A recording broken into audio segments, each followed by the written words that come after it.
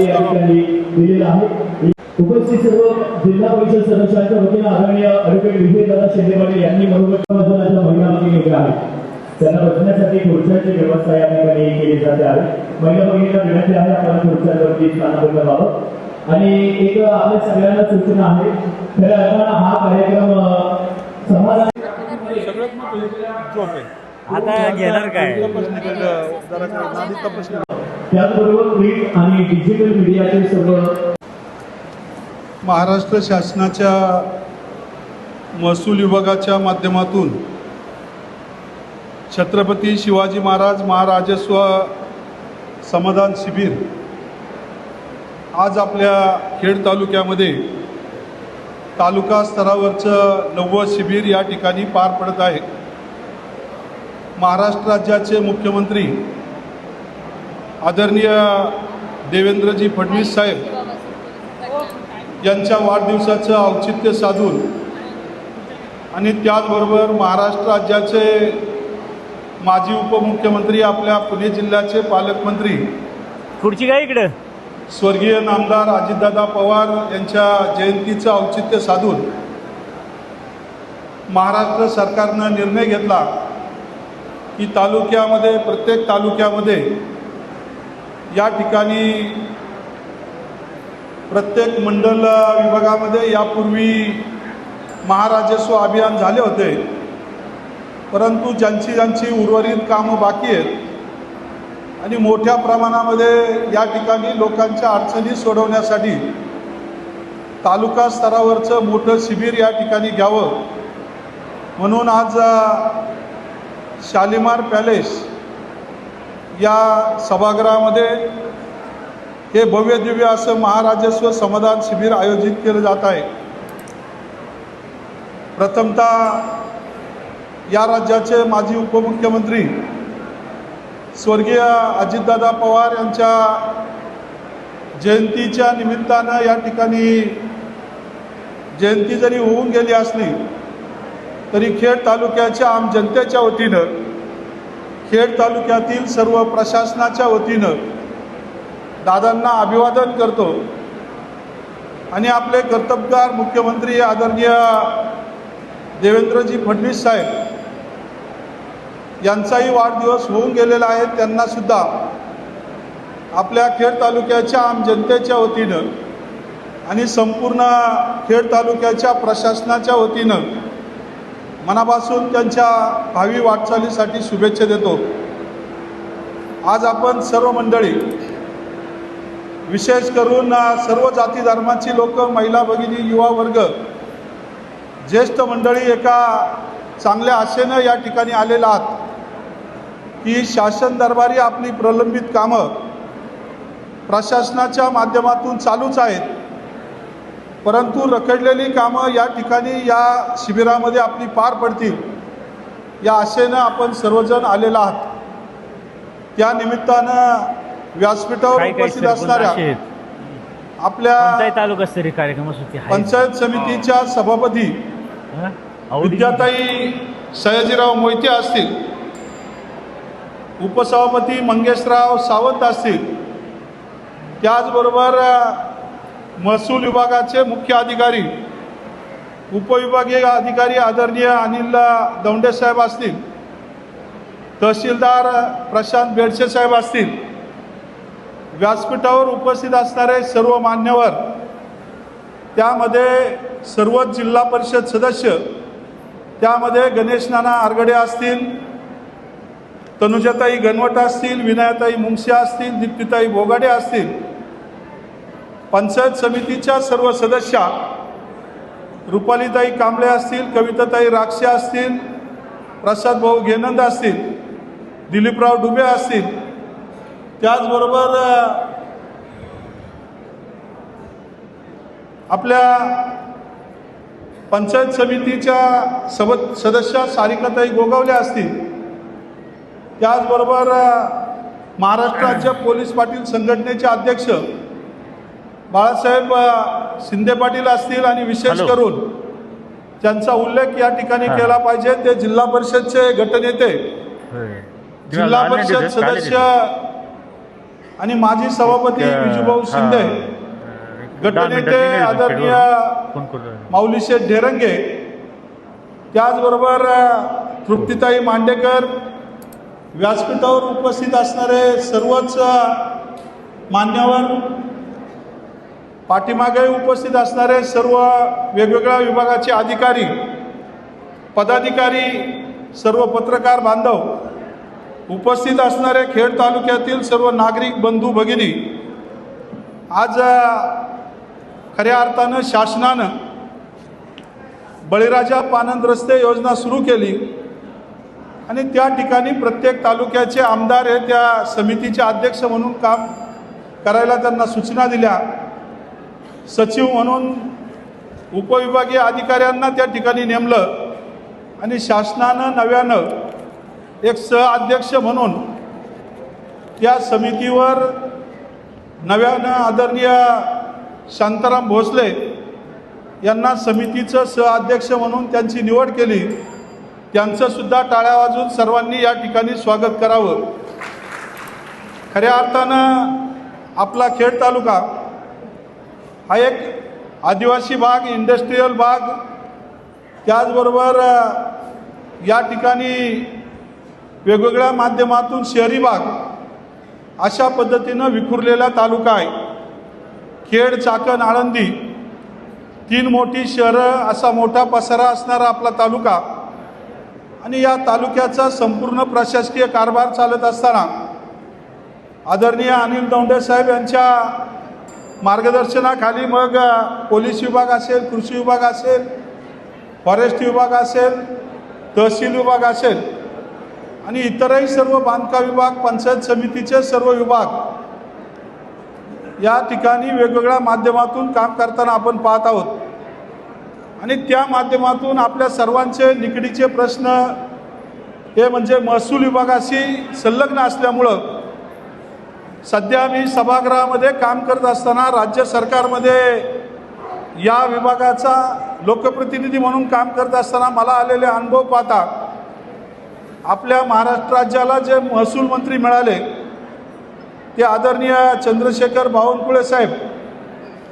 यांनी आत्तापर्यंत 2.25 वर्षामध्ये जे प्रभावी निर्णय घेतले त्यामध्ये लोकहिताचे अनेक निर्णय त्यांनी घेण्याचा प्रयत्न केला आणि स्वतः कॉन्फरन्सच्या माध्यमातून तहसीलदारांपर्यंत त्या ठिकाणी संवाद साधण्याचं काम, शेवटच्या घटकापर्यंत संवाद साधण्याचं काम महाराष्ट्र शासनाच्या महसूल विभागाच्या माध्यमातून होताना मी स्वतः पाहत आहे.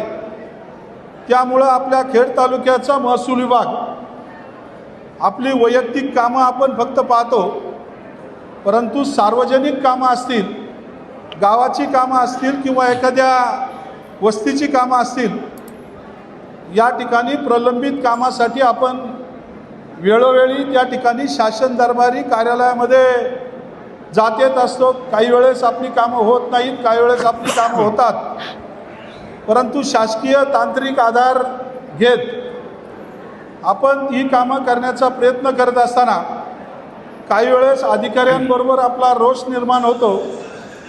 मला एवढंच सांगायचं आहे की अधिकारी आणि जनता आपण लोकशाहीमध्ये राहतो, त्यामुळं आपल्या सर्वांचा अधिकार आहे की अधिकाऱ्यांनी आपली कामं करावीत आणि ती कामं होत असताना आपल्या तालुक्यातील नागरिकांना त्रास होऊ नये यासाठी सातत्यानं मी असेल, सर्व लोकप्रतिनिधी असतील, आम्ही सातत्यानं या ठिकाणी प्रयत्न करत असतो आणि हे प्रयत्न करत असताना खऱ्या अर्थानं अनेक वेळा लोकांचा रोषसुद्धा आम्हालाही पत्करावा लागतो. अधिकाऱ्यांनासुद्धा वेळप्रसंगी लोकांचं काम होण्यासाठी बोलावं लागतं. या ठिकाणी सर्व महत्त्वाचे अधिकारी आहेत. मला आपणाला या ठिकाणी विनंती नाही, परंतु लोकांच्या दृष्टीनं आपल्याला सूचना करायची की खेड तालुक्यामधील या जनतेचे प्रश्न आपण यापूर्वीच्या कालावधीमध्ये अनेक प्रकारे सोडवण्याचा प्रयत्न केलेला आहे. काही ठिकाणी गैरसमज दूर करून आपल्या खालच्या घटकापर्यंत महसूल विभागच नाही परंतु खेड तालुक्यातील सर्व विभाग आपापल्या खालच्या लोकांना त्या ठिकाणी आदेश देऊन ग्रामपंचायत स्तरापासून तर वरच्या स्तरापर्यंत आपली सर्व कामं या ठिकाणी होतील यासाठी आपण सर्वांनी प्रयत्न करावेत. गेले 8 एक उद्घाटन आहे महाराजस्व अभियानामध्ये स्वामीडांचं वेगवेगळ्या भागामध्ये अनेक लोकांना बरं का मग येऊ. महिलांना शेतकरी उद्घाटन दर्जा चाकणले. देण्याबाबत प्रमाणपत्र आमदारांच्या वाटप केली. गावठाणातील नागरिकांना स्वामित्व देण्याची सनद वाटप केली. मुख्यमंत्री बळीराजा पानंद रस्ते शेत रस्त्याची योजना या ठिकाणी आराखडा तयार केला गेला. शासकीय जमिनीवरील निवासी अतिक्रमणे हा हा नियमानुसार काही नियमित करण्यात आली. तुकडेबंदी कायद्याच्या अंमलबजावणीसाठी पूल नाही पण होडी स्थानिक क्षेत्र घोषणा जिवंत सातबारा मोहीम राज्यातील सिंधी विस्थापितांच्या निवासी वाणिज्यिक जमिनी फ्रीहोल्ड करण्यासाठी विशेष अभय योजना 2025ला 1 वर्ष मुदतवाढ दिली. राजमाता जिजाऊ महिला सक्षमीकरण योजना असेल, घरकुल योजनेच्या लाभार्थींसाठी विशेष तरतूद असेल, कुंभार समाजातील व्यक्तींना पारंपरिक व्यवसायासाठी सवलती असतील, शेतजमिनीच्या कौटुंबिक वाटणी पत्रावरील नोंदी फी पूर्णपणे माफ असेल, उत्पन्न रहिवासी डोमासाईल जातीचे आणि नॉन क्रिमिनल त्याला काय प्रमाणपत्राचं वाटप असेल, इकडून पर्याय रस्ता आहे सामाजिक ना. अर्थसहाय्य योजनाचे लाभ मंजूर पर्याय करणे रस्ता असेल, नसता तर मग गोष्टी वेगळी. संजय गांधी आणि इंदिरा गांधी योजनेचा लाभ असेल, आधार ॲग्रिस्टॅग आणि PM किसान नोंदणी या संबंधितली कामं असतील, ST महामंडळाचे NCMC कार्ड नोंदणी असेल, कृषी विभागाची कामं असतील, शिक्षण विभागाची कामं असतील, त्याचबरोबर पोलीस यंत्रणेतली काही कामं असतील, अशी अनेक कामं लोकांची करण्याचा प्रयत्न या महाराजस्व अभियानाच्या माध्यमातून केला गेलेला आहे. ते पुस्तक वाचावं आज का? खऱ्या अर्थानं अभ्यास हे करा. महाराजस्व अभियान आपल्या खेड तालुक्यामध्ये संपन्न होत असताना या अभियानाचा अध्यक्ष या नात्यानं बोलत असताना जबाबदारीने समाजासाठी काम करत असताना या ठिकाणी आदरणीय प्रांतसाहेब आहेत, तहसीलदार साहेब आहेत. खेड तालुक्यामध्ये 3-4 महत्त्वाचे प्रश्न आजही या ठिकाणी मोठ्या प्रमाणामध्ये लोकांना भेडसावत आहेत. त्यामध्ये यापूर्वी पुणा नाशिक रेल्वेसाठी अनेक जमिनी संपादित केल्या गेल्या आणि पुणा नाशिक रेल्वेची घोषणा झाली. कालांतरानं केंद्रीय रेल्वे मंत्री यांनी जाहीर केलं की सदर प्रोजेक्ट हा रद्द करण्यात आलेला आहे आणि त्यानंतर या ठिकाणी या लोकांचा आक्रोश पाहता ही पुणे नाशिक रेल्वे आपल्या खेड तालुक्यातून पुणे चाकण आपले खेड पुढं मनसर नारायणगाव संगमनेर या मार्गेच व्हावी म्हणून लोकांची आग्रही मागणी आहे. आणि त्या व्यतिरिक्त केंद्रानं पुन्हा घोळ घातलेला आहे की कुरळीच्या भागातून आणि मधी भामच्या भागातून या ठिकाणी नव्यानं सर्वेक्षण करून वेगवेगळ्या माध्यमातून शेतकऱ्यांना भयभीत करण्याचं काम सुरू केलेलं आहे. हा संपूर्ण तालुका या दोनही प्रोजेक्टला विरोध आहे.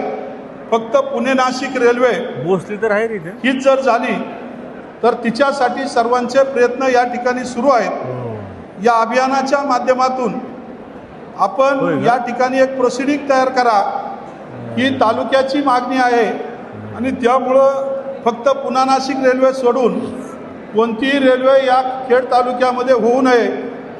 दुसरा मुद्दा पुनर्वसनाचा आहे.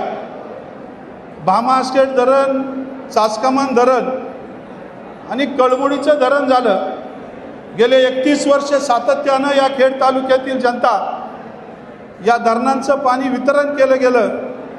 काही धरणांचं पाणी तर विकलं गेलं, परंतु तरीसुद्धा ज्यांनी जमिनी दिल्या त्या शेतकऱ्यांना आजही 31 वर्ष वाट पाहावी लागते. शासन दरबारी हेलपाटे घालावे लागतात आणि त्यांच्या भावना आजपर्यंत कुणी मनापासून जाणून घेतल्या नाही. लोक म्हणतील मी घेतल्या नाही, परंतु पहिल्या दिवसापासून मी पुनर्वसनवाल्यांसाठी जो प्रयत्न, ज्या बैठका, ज्या ठिकाणी अधिवेशनात विषय मांडता येईल, पत्रव्यवहार करता येईल, अशा पद्धतीनं माझं कामकाज या ठिकाणी सुरू आहे. आणि नुकतंच भामा आस्केट धरणाचा कॅनॉल रद्द झाला. त्या कॅनॉलवरचे शिक्के काढून कब्जेदार सदरी शासन निर्णय घेत आहे की त्या जमिनी पुन्हा त्या शेतकऱ्यांना द्यायच्या. अशाच पद्धतीनं लाभ क्षेत्रामध्ये ज्यांना पाणीच मिळणार असेल या शेतकऱ्यांच्या जमिनीसुद्धा पुन्हा देण्याचा निर्णय शासन त्याला तरी घेण्याच्या बाहेर गायला विचारात घरी आहे. नाही. आणि अशा पद्धतीनं चासकमान आणि कळमुडी इतर जे पुनर्वसन बाकी आहे त्या संबंधी अप्पर जिल्हाधिकारी असतील, जिल्हाधिकारी असतील, पुनर्वसन अधिकारी असतील यांच्याकडं आज या अभियानाच्या माध्यमातून आपण मागणी करावी साहेब की तालुक्यातील हा पुनर्वसनचा प्रश्न लवकरात लवकर मार्गी लागावा. तिसरा प्रश्न या काय खेड म्हणले तालुक्यामध्ये नव्हे तर संपूर्ण महाराष्ट्रामध्ये आपल्या न्यायालयाचा निर्णय असो किंवा शासनाचा निर्णय असो की गायरान जमिनी मुळातच या ठिकाणी गायरान जमिनी म्हणजे गावातील गायांना चरण्यासाठी असणारी जागा आणि त्याचं जतन ग्रामपंचायत करत होत्या. हे जतन करत असताना ठीक आहे, काही लोकांना पूर्वीच्या काळात जागा नव्हत्या, त्यांनी आपली घरं बांधली असतील, गोठे बांधले असतील, ती त्यांची चूक समजा. परंतु शासनावर विश्वास ठेवून गेले अनेक वर्ष ही मंडळी त्या ठिकाणी रहिवास करत आहेत. गेले काही दिवसापूर्वी आपल्या महसूल विभागानं PMRDकडे ही सर्व गायरानं वर्ग केली. एकदम चुकीचा निर्णय मी असं म्हणणार नाही, परंतु त्या निर्णयाच्या पाठीमागं PMRDनं सुद्धा त्या ठिकाणी त्या गायरानांचं नियोजन व्यवस्थित करून लोकहिताची कामं करण्यासाठी निधीही मिळवून द्यावा, गावाला विश्वासात घेऊन, ग्रामसभेला विश्वासात घेऊन त्या गायरानाचे आराखडे तयार करावेत. काही ठिकाणी टाकळकरवाडी असेल, जळुके असेल, रासे असेल, या ठिकाणी कचरा विलिनीकरणासाठी प्रक्रिया केंद्रासाठी आरक्षित केलेली गायरानं त्या लोकांचा पूर्णपणे विरोध आहे. त्यांच्याशी मी लोकप्रतिनिधी म्हणून आणि आम्ही सर्व लोकप्रतिनिधीसुद्धा या गोष्टीच्या विरोधात आहोत की त्या ठिकाणी कचरा प्रक्रिया केंद्र कोणत्याही स्वरूपात होऊ देणार नाही. आणि त्यामुळं गायरान जमिनीच्या संदर्भात प्रत्येक गावच्या ग्रामसभेला गावकऱ्याला विचारात घेऊन काम करावं. आत्ताच्या कालावधीमध्ये राशी आपलं खराबवाडी असेल आणि आपल्या गोलेगाव पिंपळगाव असेल, या ठिकाणी काही ग्रामस्थांनी त्या ठिकाणी कोर्टाकडे कंटेम्प्ट दाखल केला आणि त्या कंटेम्प्टच्या माध्यमातून कोर्टानं कलेक्टर साहेब असतील, CO साहेब असतील, प्रांत तहसीलदार, BDO आणि सर्व अधिकाऱ्यांना त्या ठिकाणी समज दिली की या ठिकाणी गायरान जमिनीवरील ही अतिक्रमणं या ठिकाणी निष्कर्षित करण्यात यावीत. परंतु ही निष्कर्षित करत असताना खऱ्या अर्थानं प्रांतसाहेब, तहसीलदार साहेब, तुम्ही इथे आहात, खराबवाडीला आपण अतिक्रमण कारवाई त्या ठिकाणी केली, परंतु त्या ठिकाणी लोकांनी जरी सहकार्य केलं असलं तरी मोठ्या प्रमाणामध्ये त्या ठिकाणी लोकांची नाराजी आणि नुकसान त्या ठिकाणी झालेलं आहे. आणि त्या भूमिकेतून त्या नाराजीला सामोरं जात असताना आमच्यासारख्या लोकप्रतिनिधींची जबाबदारी आहे की सातत्यानं पहिल्या दिवसापासून मग महसूल मंत्री असतील, मुख्यमंत्री असतील, कलेक्टर साहेब असतील, इव्हन तुमचे चीफ सेक्रेटरी असतील, प्रांतसाहेब असतील, तहसीलदार असतील, BDO असतील, यांच्याशी सातत्यानं पत्रव्यवहार केला, चर्चा केली. परंतु निवासी त्या ठिकाणी कमर्शियल खराबवाडीची जरी आपण तात्काळ त्या ठिकाणी बांधकामं काढली असली तरी खराबवाडीच्या संदर्भात मी आता एक विषय सांगतो. त्यांची कागदपत्र यापूर्वी खराबवाडीला शासनानं गायरांची 4 एकर जागा गावठाण म्हणून त्या ठिकाणी करून दिली होती. त्याची कागदपत्र शोधण्याची जबाबदारी महसूल विभागाची आहे आणि महसूल विभागाकडे ओरिजिनल ऑर्डर त्या ठिकाणी नक्की असणार आहेत. त्यामुळे सर्वसामान्य लोक ती ऑर्डर शोधू शकत नाही आहेत. आपल्या तहसील कार्यालयात, रेकॉर्ड ऑफिसला किंवा प्रांत कार्यालयामध्ये, रेकॉर्ड कार्यालयामध्ये ती जर कागदपत्र ओरिजिनल मिळाली तर यापुढची जी खराबवाडीची कारवाई आहे ती नक्कीच या ठिकाणी आपल्याला थांबवावी लागेल. तशा पद्धतीचा शासनाकडे रिपोर्ट करण्याचा तुम्हाला त्या ठिकाणी नक्की संधी मिळणार आहे. मला खात्री आहे की हे जे सर्व अधिकारी आहेत यांना आपली घरं पडावीत, आपलं नुकसान व्हावं अशी कुणाचीच मानसिकता नाही आहे. कारण ही सर्व मंडळीसुद्धा शेतकरी आणि ग्रामीण भागातून आलेली आहेत. त्यामुळं कोर्टाचे आदेश, शासनाचे आदेश या गोष्टीचं पालन करत असताना मोठ्या प्रमाणामध्ये संघर्ष होण्याची चिन्ह, यांना आपली घरं पडावीत, आपलं नुकसान व्हावं अशी कुणाचीच मानसिकता नाही आहे. कारण ही सर्व मंडळीसुद्धा शेतकरी आणि ग्रामीण भागातून आलेली आहेत. त्यामुळं कोर्टाचे आदेश, शासनाचे आदेश या गोष्टीचं पालन करत असताना मोठ्या प्रमाणामध्ये संघर्ष होण्याची चिन्ह भविष्य काळात अधिकारी आणि लोकांमध्ये होऊ शकतो.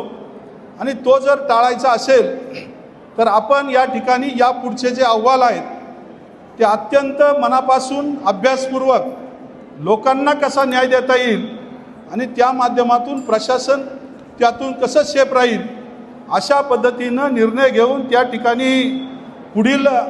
ठिकाणी प्रस्ताव देण्यात यावेत.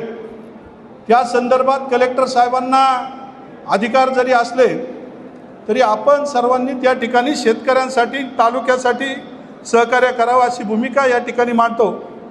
परवा गोलेगाव, पिंपळगाव या संदर्भात त्यांची सुद्धा अतिक्रमण कारवाई तहसीलदार साहेबांनी सांगितल्यानुसार आत्ता फक्त कमर्शियल काढणार, नंतर निवासी काढणार.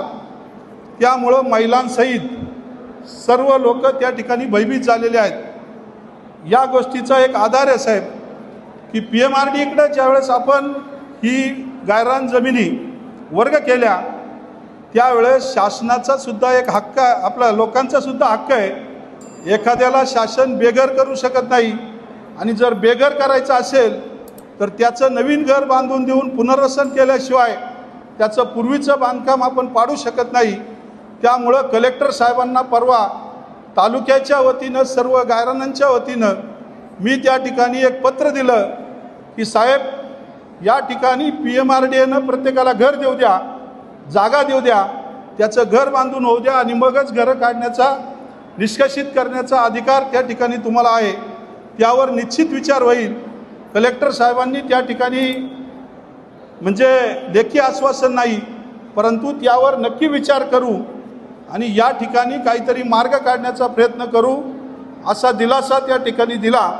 त्यामुळं मला खात्री आहे की ह्या ज्या लोकांच्या आता समोर असलेल्या कारवाया आपल्या माध्यमातून जर व्यवस्थितपणे नियोजन केलं तर त्या ठिकाणी मी सुद्धा, आम्ही सर्व पदाधिकारी तुमच्याबरोबर आहोत. ज्या ज्या ठिकाणी आम्हाला जावं लागेल, विनंती करावं लागेल, सर्वसामान्य लोकांसाठी ती नक्की करू. कारण गेल्या अनेक वर्षापासून शेतकरी बांधवांनी कष्टातून आपले गोठे बांधलेत, घरं बांधलेत. त्यांना कुठंही तडा जाता, हात लागता कामा नये अशी अपेक्षा व्यक्त करतो. आणि त्या माध्यमातून तालुक्यातील भविष्यातली गायरानंसुद्धा आहेत. लोकांना या ठिकाणी निर्णयसुद्धा सांगणं गरजेचं आहे की खऱ्या अर्थानं शासनाचे म्हणण्यापेक्षा दोन निर्णय आपल्याकडे आलेले आहेत. एक निर्णय आहे शासनाची जमीन आणि एक निर्णय आहे गायरांची जमीन. आणि त्या ठिकाणी तहसील प्रांतसाहेब हे त्या कमिटीचे सचिव आहेत आणि आमदारांबरोबर त्या ठिकाणी बैठक घेऊन या गोष्टीचा लोकांपर्यंत प्रसार व्हावा म्हणून गेले महिन्याभरापूर्वी आमची बैठक झाली. तर शासकीय जमिनीचा निर्णय असा आहे की ज्या ठिकाणी महाराष्ट्र शासनाचा उतारा आहे त्याच्यावर 2011 पूर्वी जर कुणी घर बांधलं असेल, निवासी घर असेल, कमर्शियल नाही, तर त्या निवासी घरासाठी 500 स्क्वेअर फुटापर्यंत नियमित करण्याचा अधिकार त्या ठिकाणी शासनानं दिलेला आहे. 500 ते 1500 स्क्वेअर फुटापर्यंत 10% आपल्या मूल्यांकनाच्या रक्कम दंड भरून त्या ठिकाणी नियमित करण्याचा अधिकार दिलेला आहे. आणि कमर्शियल त्यामध्ये आहे परंतु 25% त्या ठिकाणी बाजार मूल्याच्या रक्कम भरून नियमित करण्याचा मुख्यमंत्री महोदयांनी आत्ता अधिवेशनामध्ये अंतिम आठवडा प्रस्तावाला उत्तर देताना सांगितलेलं आहे. हे सर्व होत असताना गायरान जमिनीच्या बाबतीत असा निर्णय झाला आहे की 2011 पूर्वी जी घरं गायरानावर आहेत ती नियमित करावीत असा कोणताही निर्णय झालेला नाही आहे. उलट दोन आपल्या गायरान जमिनीवर जर त्या गावकऱ्यांना घरं बांधायची असतील तर ग्रामपंचायतला 500 स्क्वेअर फूट जागा त्या ठिकाणी शासन देण्याचा अधिकार त्या ठिकाणी त्या प्रत्येक लाभार्थ्याला मिळणार आहे. आणि मग त्या जागेवर त्या लाभार्थ्यांना घर बांधायचं आहे. म्हणजे अशी परिस्थिती नाही आहे की आपली 2011 पूर्वीची घराण्यातली घरं ही नियमित होणार आहेत, परंतु त्यासाठी केवळ मी एका गावासाठी नाही, परंतु तालुक्यातील सर्व गायरानांवर जी अतिक्रमणं म्हणण्यापेक्षा जी निवासी बांधकामं आहेत त्याच्यासाठी आमदार या नात्यानं माझी या ठिकाणी तालुक्याला विनंती आहे की आपण प्रत्येकाने संघटित व्हा. सर्वांनी एकत्रित आल्याच्या नंतर आपण हा जरी निर्णय गायरानावर नसला तरी तो करून घेण्यासाठी जर आपण संघटित झालो तर आमदार म्हणून मी तुमच्याबरोबर आहे. एकाच्याही घराला धक्का लागता कामा नये अशा पद्धतीनं शासनाची बांधण्याची माझी तयारी आहे. आणि त्यामुळं आपल्या तालुक्यातले सर्व पदाधिकारी, एका पक्षाचे मी म्हणत नाही आहे, परंतु सर्वपक्षीय मंडळी या गोष्टीला सहमत आहेत आणि त्या दृष्टीनं आपल्याला सर्वांना काम करायचं आहे. हे सर्व होत असताना महसूल विभाग प्रत्येक वेळेस आपल्याला पुढे येतो. त्यामुळं महसूल विभागाची ही जी मंडळी आहेत या सर्वांना या ठिकाणी महत्त्वाची भूमिका बजावण्यासाठी आमच्यासारख्याला आणि सर्वांनासुद्धा शासकीय जी नियमावली आहेत याचं मार्गदर्शन सातत्यानं आपल्या माध्यमातून व्हावं अशी अपेक्षा या ठिकाणी व्यक्त करतो. खऱ्या अर्थानं आपल्याला प्रत्येकाला आपापली कामं घेऊन आपण या ठिकाणी आलेला आहात. कुणाचं वेगवेगळं काम आहे, कुणाचं दाखल्याचं आहे, कुणाचं इतर काही आहे, महिलांची वेगवेगळे कामं आहेत. आणि अशा परिस्थितीमध्ये यापूर्वी काही गावांमध्ये काही कार्यकर्त्यांनी स्वतःहून आमचे प्रशांत गेदांसारखे असतील, काळूरामभाऊ थोरवेंसारखे असतील, इतर काही महिला भगिनीसुद्धा स्वतःहून महिलांच्या योजना असतील, अनेक कामं पुढाकारानं करण्याचा प्रयत्न करत आहेत. त्या ठिकाणी काळूराम थोरवेसारख्या माणसानं जवळजवळ 300-350 दाखले आदिवासी समाजाचे या ठिकाणी स्वतः पाठपुरावा करून लोकांना पोहोचवण्याचं काम केलेलं आहे. गावोगावी सामाजिक कार्यकर्ते, सामाजिक कार्यकर्त्या, बचत गट, ज्यांना ज्यांना या गोष्टीचं ज्ञान आहे त्या सर्वांना माझी विनंती आहे की आपण लोकांना या गोष्टीचं मार्गदर्शन करून शासन दरबारी त्या ठिकाणी समन्वय करून या ठिकाणी मदत करावी अशी अपेक्षा या ठिकाणी व्यक्त करतो. या सर्व गोष्टी होत असताना हे महाराजस्व अभियान हे लोकांची आज कामं सोडवण्यासाठी आहे, परंतु तरीसुद्धा सार्वजनिक स्वरूपाच्या अनेक चिठ्ठ्या साहेब या ठिकाणी येत आहेत. या ठिकाणी भीमाशंकर रोड, खेड ते भीमाशंकर रस्त्याचं काम टेंडर प्रक्रिया पूर्ण झाली, संपादनसुद्धा पूर्ण झालं आहे, परंतु त्या संपादनाच्या माध्यमातून काही लोकांच्या तांत्रिक अडचणी या ठिकाणी आहेत. जी भरपाई या ठिकाणी मंजूर होऊन आलेली आहे, तर काही लोकांना ती भरपाई साहेब मान्य नाही आहे. त्यामुळं त्या संदर्भात पुन्हा एकदा ज्यांच्या ज्यांच्या अडीअडचणी आहेत त्या सर्व शेतकऱ्यांना विचारात घेऊन या लोकांना कशा पद्धतीनं जास्तीचा संपादनाचा मोबदला मिळेल यासाठी आपल्या सर्वांना प्रयत्न करायचे आहेत. त्याचबरोबर पश्चिम विभाग संघर्ष समितीनं एक निवेदन दिलेलं आहे आणि त्या निवेदनाच्या माध्यमातून खऱ्या अर्थानं पश्चिम विभागामध्ये दळणवळणाच्या अनेक अडचणी निर्माण झालेल्या आहेत. नैसर्गिक आपत्ती आपण सर्वांनाच आहे. आजसुद्धा आपण शेतात काही काम करायचं म्हटलं तर स्वतःच्या शेतात जाऊ शकत नाही. एवढा पाऊस गेले 1-1.5 महिन्यापासून सातत्यानं सुरू आहे आणि अशा परिस्थितीमध्ये अनेक वर्षापासून पश्चिम भागामध्ये रखडलेले रस्ते या ठिकाणी करण्याचा प्रयत्न शासनाच्या माध्यमातून पाठपुरावा करून संघर्ष समितीला सांगू इच्छितो की आजची परिस्थिती फार दयनीय झालेली आहे. याच्याशी मी पण सहमत आहे, परंतु दुरुस्ती जरी करायची म्हटलं तरी सार्वजनिक बांधकाम विभाग असेल किंवा जिल्हा परिषद विभाग असेल किंवा संबंधित ग्रामपंचायती असतील, यांना या ठिकाणी पावसामध्ये दुरुस्ती करणं अवघड जात आहे. रोजच्या रोज त्या ठिकाणी फोन चालू आहेत, लोकांचे संपर्क चालू आहेत, अधिकाऱ्यांशी संपर्क चालू आहेत, परंतु आपणाला एक खात्री देऊ इच्छितो की पाऊस थोडा उघडू द्या. आठवडाभराच्या आत प्रत्येक रस्त्याला दुरुस्ती काम त्या ठिकाणी सुरू होऊन त्या ठिकाणी सुरुवातीला दिलासा म्हणून ते रोड सुस्थितीत करण्याचा प्रयत्न आपण सर्वजण करणारच आहोत. परंतु आनंदाची बाब एक आहे की आपल्या तालुक्याला 12 ज्योतिर्लिंगापैकी भीमाशंकर ज्योतिर्लिंग लाभलं आणि त्या ज्योतिर्लिंगामध्ये कुंभमेळ्याच्या धर्तीवर येत्या डिसेंबर महिन्यापासून त्या ठिकाणी मोठ्या प्रमाणामध्ये कार्यक्रम सुरू होत आहेत.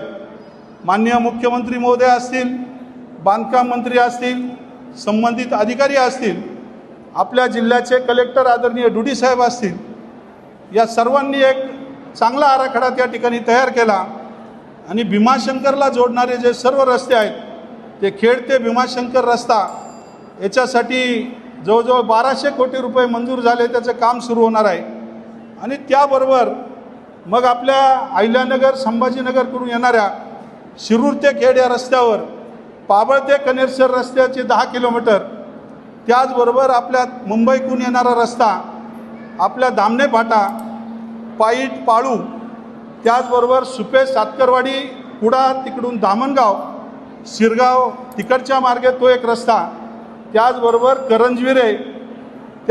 करंजविरे, शिवे, वाघाव, गडद त्या ठिकाणी वांद्र्यापर्यंतचा रस्ता, मधला खरवलीचा रस्ता, त्याचबरोबर आपले सायकल ट्रॅकच्या माध्यमातून पाईट ते आपल्या कोयंडे फाटा रस्ता आणि त्याचबरोबर आपल्या मधला वाशरे, वाजवणे हे रस्ते खऱ्या अर्थानं त्या ठिकाणी आपल्या सर्वांच्या माध्यमातून भीमाशंकर विकास आराखड्याच्या माध्यमातून जवळजवळ 147 कोटी रुपयाचे रस्ते शासन दरबारी आत्ताच्या पुरवणी बजेटमध्ये मंजूर झालेले आहेत. पाऊस उघडता क्षणी या ठिकाणी त्याची टेंडर प्रक्रिया, इतर सर्व कार्यवाही पूर्ण होईल. पश्चिम भागातील जनतेला माझी हात जोडून विनंती आहे की या ठिकाणी आपल्या भावना मी आधीच सांगितलं की आपल्याला लाईटचा प्रश्न भेडसावत आहे, पाण्याचा प्रश्न उन्हाळ्यात भेडसावत आहे, पावसाळ्यामध्ये रस्त्याचा प्रश्न भेडसावत आहे. या सर्व गोष्टीसाठी कालच वीज वितरण कंपनीच्या अधिकाऱ्यांबरोबर चर्चा करून यापुढं लोड शेडिंग केलं जाणार नाही असंही त्यांनी त्या ठिकाणी सांगितलं. आपली लाईटची अडचण सोडवण्यात येईल. पाण्याच्या संदर्भात बुडीत बंधारे आणि पूलकम बंधाऱ्याचं सर्वेक्षण चालू आहे, ही सुद्धा अडचण आपली सुटली जाईल. या ठिकाणी रस्त्यांच्या संदर्भात जे जे करता येईल ते करण्यासाठी मी असेल, सर्व जिल्हा परिषद सदस्य असतील, पंचायत समिती सभापती, उपसभापती, सर्व सदस्य मंडळी असतील, संबंधित ग्रामपंचायती असतील, आमचा आग्रही प्रयत्न आहे की नक्की या ठिकाणी आपल्याला या अडचणीतून दूर काढणं हे आमचं कर्तव्य समजून आज आपण या ठिकाणी निवेदन दिलं, आपल्या मागण्या मांडल्या. त्याबद्दल त्याचा सहानुभूतीपूर्वक म्हणण्यापेक्षा त्याचा विचार नक्की या ठिकाणी होईल. या सर्व गोष्टी होत असताना आज आपण सर्व मंडळी एवढ्या मोठ्या संख्येनं उपस्थित झालेला आहात.